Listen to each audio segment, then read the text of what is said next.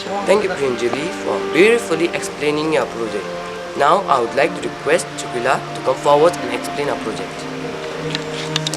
Hello everyone, I, Chukila Dolka Bhutia from class 7C is going to give you a little explanation about the layers of the atmosphere. So let us start with troposphere. Troposphere is the lowest layer of the atmosphere.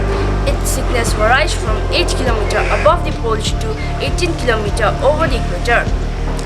Its temperature decreases by 1 degree Celsius for every 165 meter.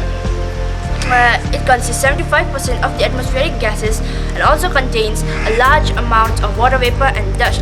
All weather phenomena like cloud formation, water vapors, rain and storms are formed in this layer. Now the second layer, stratosphere.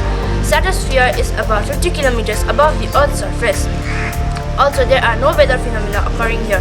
So this is a safe zone for flying jet aircrafts. It has the maximum concentration of ozone. Also this layer is known as ozonosphere. So let us now go to mesosphere, which is between 50 to 80 kilometers above the Earth's surface. Mesosphere. The temperature in this layer decreases with the increasing altitude. Also this layer usually slows down the meteoroids and burns them up. Now the fourth layer, thermosphere. Thermosphere is about 690 degrees above the Earth's surface. The thermosphere has small iron particles called ions. They usually reflect the radio waves back to the Earth's surface, enabling long-distance radio communication.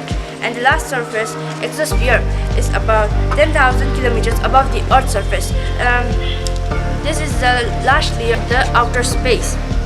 Their exosphere consists of a very low gravitational pull.